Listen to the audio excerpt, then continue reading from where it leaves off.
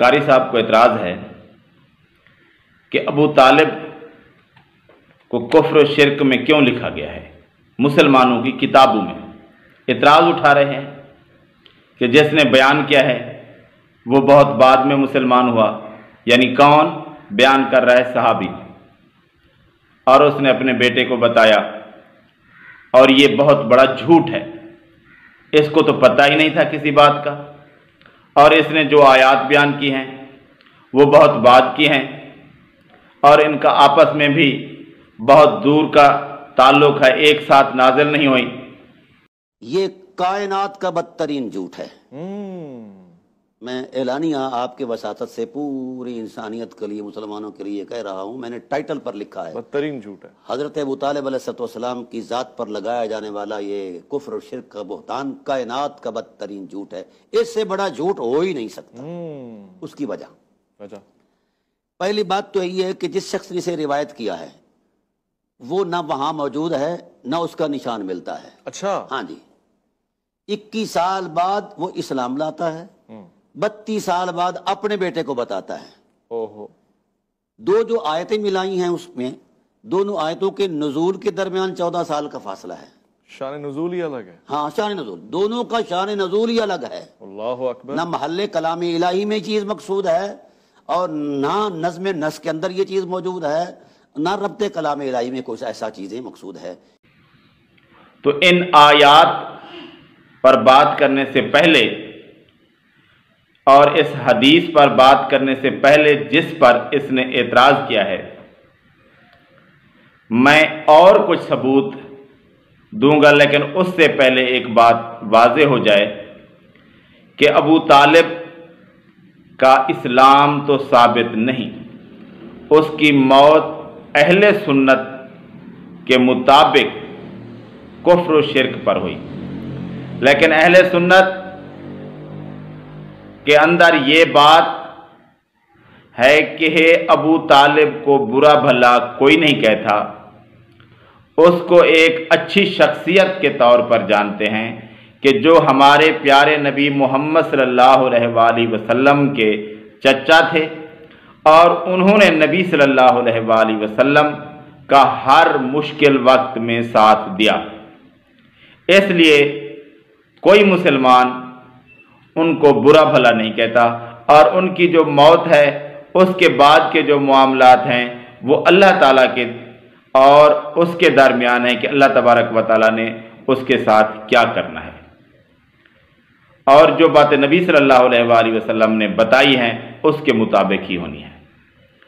لیکن تشیع کے نزدیک، شیعہ کے نزدیک، اس کا ایمان ان کے عقیدے کے مطابق کنفرم ہے، لیکن اس کے ایمان کی، اسلام کی دلیل روایت کے طور پر وہ بھی نبی صلی اللہ علیہ وآلہ وسلم سے یا آپ صلی اللہ علیہ وآلہ وسلم کے کسی صحابی یا اہل بیت اس وقت جو تھے نبی صلی اللہ علیہ وآلہ وسلم کے ساتھ، کسی سے ان کے پاس بھی ثابت نہیں ہے. لیکن یہ بات ہے کہ وہ ان کے ایمان پر یقین رکھتے ہیں شیعہ حضرات. لیکن اہل سنت کے ہاں ان کا ایمان ثابت نہیں ہے، ان کی موت کفر و شرک پر ہوئی. تو اہل سنت کہلوانے والے لوگ جب اس بات پر اعتراض کرتے ہیں کہ ابو طالب کا کفر و شرک پر موت لکھنا یہ بہت بڑا جھوٹ ہے، یہ غلط بات ہے، تو اس بارے میں کیونکہ کافی ساری روایات آئی ہیں اور مستند ذرائع سے آئی ہیں اور سکہ راویوں سے آئی ہیں اور صحابہ سے آئی ہیں، تو جب ان احادیث پر اعتراض کرتے ہیں تو لازمی بات ہے کہ کہتے ہیں کہ ان راویوں نے جھوٹ بولا، اور جب یہ راوی جھوٹے تھے، صحابہ جھوٹے تھے، تو نعوذ باللہ باقی دین بھی ان سے پہنچا، تو پھر یہ دین سارا مشکوک ہو گیا نا، کیونکہ صحیح سند کے ساتھ یہ باتیں آئی ہیں. تو پھر ان لوگوں کو چاہیے کہ اپنی پوزیشن واضح کریں، یا پھر شیعہ کے ساتھ ہو جائیں یا اہل سنت کے ساتھ ہو جائیں، اور کوئی معاملہ نہیں ہو سکتا، کیونکہ ادھر بہت سارے لوگ ہیں، کوئی ایک بندہ نہیں ہے. ابھی میں صحیح بخاری میں جو صرف روایات ہیں ان کے لحاظ سے بات کرتا ہوں، ویسے علی رضی اللہ تعالیٰ عنہ سے خود سے بھی ہے روایت، اور باقی لوگوں سے بھی ہیں ان کو چھوڑ کر جو صرف صحیح بخاری میں آئی ہیں ان روایات پر جو واضح ہیں ان پر بات کرتا ہوں. جس روایت پر اعتراض کیا اس کو چھوڑ کر اس کی بات بعد میں. اسامہ بن زید رضی اللہ تعالیٰ عنہ گھر کے فرد ہیں. نبی صلی اللہ علیہ وآلہ وسلم کے لے پالک زید بن حارثہ رضی اللہ تعالیٰ عنہ کے بیٹے اسامہ بن زید رضی اللہ تعالیٰ عنہ وہ روایت بیان کرتے ہیں کہ نبی صلی اللہ علیہ وآلہ وسلم نے اس کے موقع پر حج کے موقع پر فرمایا کہ عقیل نے ہمارے لیے کچھ نہیں چھوڑا. اور اسی روایت کے اندر ہی کہتے ہیں کہ وہ ساری وراثت ابو طالب کی عقیل اور طالب کو ملی تھی، علی رضی اللہ تعالیٰ عنہ اور جعفر رضی اللہ تعالیٰ عنہ کو نہیں ملی کیونکہ وہ پہلے مسلمان ہو گئے تھے، اس لیے ان کو وراثت نہیں ملی. یہ اسامہ بن زید رضی اللہ تعالیٰ عنہ نے کہا ہے اور یہ سمجھے نبی صلی اللہ علیہ وآلہ وسلم کے گھرانے کے فرد ہیں، انہی کی پرورش میں یہ لوگ رہے. یہ ہے 1588 نمبر پر صحیح بخاری میں حدیث. اور دوسرا عباس رضی اللہ تعالیٰ عنہ یہ بھی گھر کے فرد ہیں اور اسامہ رضی اللہ تعالیٰ عنہ بھی اسی وقت کے ہیں جو کہ ابو طالب کی وفات کے بارے میں صحیح طریقے سے جاننے والے ہیں. اور عباس رضی اللہ تعالیٰ عنہ بھی گھر کے فرد ہیں، یہ بھی صحیح طریقے سے جاننے والے ہیں. یہ کہتے ہیں نبی صلی اللہ علیہ وآلہ وسلم سے کہ آپ کے چچا ابو طالب کا کیا بنا آپ کی وجہ سے، وہ آپ کی بہت حمایت کرتے تھے. تو نبی صلی اللہ علیہ وآلہ وسلم نے فرمایا کہ وہ میری وجہ سے کم آگ میں ہوں گے. یہ حدیث 3883 نمبر پر موجود ہے صحیح بخاری میں.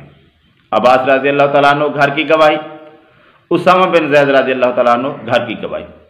اور عباس رضی اللہ تعالیٰ عنہ نے جب حدیث پوچھی یا کسی اور وقت یہی ذکر چھڑا تو نبی صلی اللہ علیہ وآلہ وسلم نے پھر اسی طرح بات کی. تو اس وقت ابو سعید خدری رضی اللہ تعالیٰ عنہ بھی یہ بات سننے والے تھے. اسی طرح کے الفاظ ہیں حدیث کے. 3885 نمبر پر یہ حدیث بھی موجود ہے ابو سعید خدری رضی اللہ تعالیٰ عنہ سے. اور پھر جس پر اعتراض کیا ہے اب اس پر آ جاتے ہیں کیونکہ انہوں نے نام تو نہیں لیا، کیونکہ حدیث میں جو حدیث کی باتیں وہ کی ہیں وہ اس حدیث کے مطابق بنتے ہیں. 3884 نمبر پر حدیث موجود ہے اور صحیح بخاری میں اور بھی اس حدیث کے نمبر ہیں. سعید بن مسیب رضی اللہ رحمۃ اللہ علیہ اپنے باپ مسیب رضی اللہ تعالیٰ عنہ سے بیان کرتے ہیں کہ نبی صلی اللہ علیہ وآلہ وسلم کے چچا ابو طالب کی جب وفات ہوئی اور نبی صلی اللہ علیہ وآلہ وسلم پہنچے، چچا اسلام قبول کر لو. ابو جہل اور عبداللہ بن ابی امیہ نے روکا اور اس نے کہا کہ پھر میں عبد المطلب کے دین پر مرتا ہوں. اور اس کے ساتھ انہوں نے کہا کہ نبی صلی اللہ علیہ وآلہ وسلم نے فرمایا کہ میں دعا کرتا رہوں گا آپ کے لیے. اور پھر انہوں نے سورہ توبہ کی آیت بیان کی کہ اللہ تبارک و تعالیٰ نے جب یہ نہیں کہا کہ مشرکوں کے لیے مسلمان کے لیے زیب نہیں کہ مشرک کے لیے دعا کرے چاہے وہ ان کے رشتہ دار ہوں، تو اس وقت نبی صلی اللہ علیہ وآلہ وسلم نے دعا کرنا ختم کر دیا. تو اس میں تو کوئی اعتراض کی بات تو نہیں بنتی. اس دور میں یہ بات ہوتی تھی اور نبی صلی اللہ علیہ وآلہ وسلم نے جیسے عباس رضی اللہ تعالیٰ عنہ نے پوچھا، یہ تو بعد کے واقعہ تھا نا. انہیں دن جب بات چلی نبی صلی اللہ علیہ وآلہ وسلم نے فرمایا کہ اب مجھے دعا سے روک دیا گیا ہے. اور کیونکہ احادیث روایت بالمعنی بھی ہوتی تھی، انہوں نے روایت بالمعنی کر دی، تو اس میں کیا اعتراض بنتا ہے؟ جب یہ آیت نازل ہوئی نبی صلی اللہ علیہ وآلہ وسلم نے دعا مانگنا چھوڑا تو اسی وقت یہ بات ہو گئی اور انہوں نے نبی صلی اللہ علیہ وآلہ وسلم کے الفاظ بیان نہیں کہ روایت بالمعنی بیان کر دی، تو اس پر کیا اعتراض بنتا ہے؟ اور دوسری پھر سورہ قصص کی آیت انک لا تہدی من احببت، اس پر اعتراض کہ ان کا آپس میں دور کا واسطہ ہے، یہ کافی بعد میں ایک دوسرے سے نازل ہوئی ہیں، تو یہ کیوں ایک ساتھ بیان کر دیا ہے؟ بھئی ادھار جو ہے نا سورہ قصص کے اندر صرف یہی ہے کہ نبی صلی اللہ علیہ وآلہ وسلم سے اللہ تبارک و تعالیٰ نے فرمایا کہ جسے آپ چاہیں ہدایت نہیں دے سکتے، جسے اللہ چاہے ہدایت دیتا ہے. اور یہ پہلے کی ہوگی تو کیا بات ہوئی اس میں؟ یہ تو صرف تھی ہدایت کی بات کہ اللہ تبارک و تعالیٰ نے فرما دیا تھا کہ آپ ہدایت نہیں دے سکتے، آپ کسی کو مسلمان نہیں کر سکتے. اللہ جس کو توفیق دیتا ہے وہ مسلمان ہو جاتا ہے. اور اس کے بعد وفات کے بعد یہ بات ہو گئی تو دعا مغفرت کی بات نبی صلی اللہ علیہ وآلہ وسلم کو اس آیت میں منع نہیں کی گئی تھی، اس لیے آپ صلی اللہ علیہ وآلہ وسلم مغفرت کی دعا کرتے رہے اور پھر بعد میں منع کر دیا کیا تو منع ہو گئے۔ اس میں کوئی ایسا نقص تو نظر نہیں آتا جو زبردستی نکالنے کی کوشش کی جا رہی ہے، تو اس طرح کی کوئی بات نہیں ہے۔ اور یہ کافی سارے صحابہ ہیں، عباس رضی اللہ تعالیٰ عنہ، اسامہ رضی اللہ تعالیٰ عنہ اور مسیب رضی اللہ تعالیٰ عنہ، ابو سعید خدری رضی اللہ تعالیٰ عنہ اور جگہ پر علی رضی اللہ تعالیٰ عنہ، ابو ہریرہ رضی اللہ تعالیٰ عنہ، تو یہ لوگ وہ ہیں جن سے احادیث یہ ملی ہیں۔ اگر ان صحابہ پر اعتراض کریں، ان کی بات آپ نہیں مانتے، ان کو جھوٹا مانتے ہیں نعوذ باللہ من ذالک، اور انہی لوگوں سے ہی ہم تک اسلام پہنچا ہے صحابہ سے، تو پھر تو اسلام بھی آپ نہ مانیں۔ اور یہ روایات صحیح اسناد کے ساتھ پہنچی ہیں، اور ایک بھی ذخیرہ حدیث میں ایسی حدیث نہیں ہے جس کے اندر ابو طالب کے ایمان کی، اسلام کی گواہی دی گئی ہو۔ ہاں نبی صلی اللہ علیہ وآلہ وسلم سے محبت یہ تو مشہور ہے، انہوں نے پالا تھا، ان کو اپنے بھتیجے سے محبت تھی، تو ایسے یہ تو نہیں ہوتا کہ وہ مسلمان ہو گئے تھے۔ ہاں وہ اللہ تعالیٰ کو بھی مانتے تھے، کیونکہ وہ لوگ کہتے تھے کہ ہم دین ابراہیم پر ہیں، اور اس کے اندر بدعات اور شرک کو ملایا ہوا تھا۔ تو آپ کہیں لے آئیں کہ وہ اللہ تعالیٰ کو مانتے تھے اور جو ہے نا خانہ کعبہ کے متولی تھے، تو پھر ادھر بت رکھے ہوتے، وہ پھر انہوں نے رکھوائے ہوتے۔ تو اس طرح کے ثبوت نہیں ہوتے، کوئی ایک بھی ذخیرہ حدیث میں ایسی بات نہیں ہے جس کے اندر ہو کہ ابو طالب نے اسلام یا ایمان قبول کر لیا تھا، اور اس طرح کی کوئی بات تھی، یہ قطعاً نہیں ہے۔ اور اس طرح کی احادیث واضح طور پر موجود ہے کہ اس نے ایمان قبول نہیں کیا تھا، مسلمان نہیں ہوا تھا۔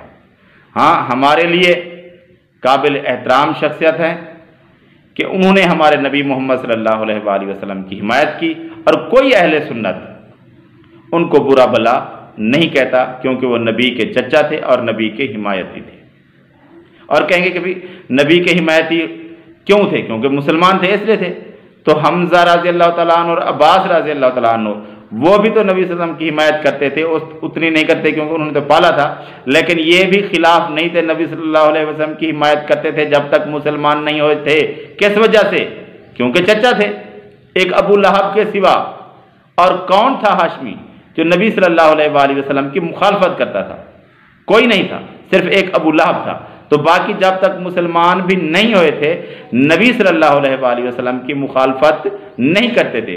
اور ایک بات آپ کہتے ہیں کہ نبی صلی اللہ علیہ وآلہ وسلم نے، یہ شیعہ کہتے ہیں، نبی صلی اللہ علیہ وآلہ وسلم نے جب اپنے رشتہ داروں کو بلایا دعوت پر اور کہا کہ میری بات قبول کرو، جو بات قبول کرے گا وہ میرا وصی ہوگا، میرا خلیفہ ہوگا، اور اس وقت صرف ایک علی کھڑے ہوئے، کافی عرصہ بعد آپ نے اپنے رشتہ داروں کو دعوت دی، تو اس وقت ایمان ابو طالب کہاں چلا گیا؟ ادھر تو نہیں تھے، ادھر تو ایک علی تھا نا۔ یہی لوگ تو آپ کہتے ہیں کہ جس نے پہلے نبی صلی اللہ علیہ وسلم نے فرمایا کہ میری حمایت کی وہ میرا وصی ہوگا، اور اس وقت صرف ایک علی کھڑا ہوا، یعنی اس وقت تک اسلام قبول نہیں کیا تھا، اس وقت بھی حمایتی تھے، اور بعد میں کب اسلام قبول کیا تھا؟ لوگ ان کے پاس جاتے تھے کہ اپنے بھتیجے کو روکو، کسی مسلمان کے پاس جاتے تھے کہ تم نبی صلی اللہ علیہ وآلہ وسلم کو روکو، کیونکہ وہ تو ان کو مان چکے تھے، ان کے پاس نہیں جاتے، ان پر تو جو ہو سکتا تھا تکالیف دیتے تھے، ان کو جاتے ان کے پاس تھے جو اسلام قبول نہیں کر چکے تھے۔ اور یہ سب لوگ کہتے ہیں کہ ابو طالب کے پاس کفار جاتے تھے کہ اپنے بھتیجے کو روکو۔ کیوں جاتے تھے؟ کیونکہ وہ سمجھتے تھے کہ یہ ہماری طرح ہے، لیکن اپنے بھتیجے سے محبت رکھتا ہے۔ تو یہ بات تھی، ایمان ابو طالب ثابت نہیں ہے، نہ ابو طالب کا ایمان ثابت ہے، اسلام ثابت ہے، ہاں نبی صلی اللہ علیہ وآلہ وسلم سے محبت ثابت ہے۔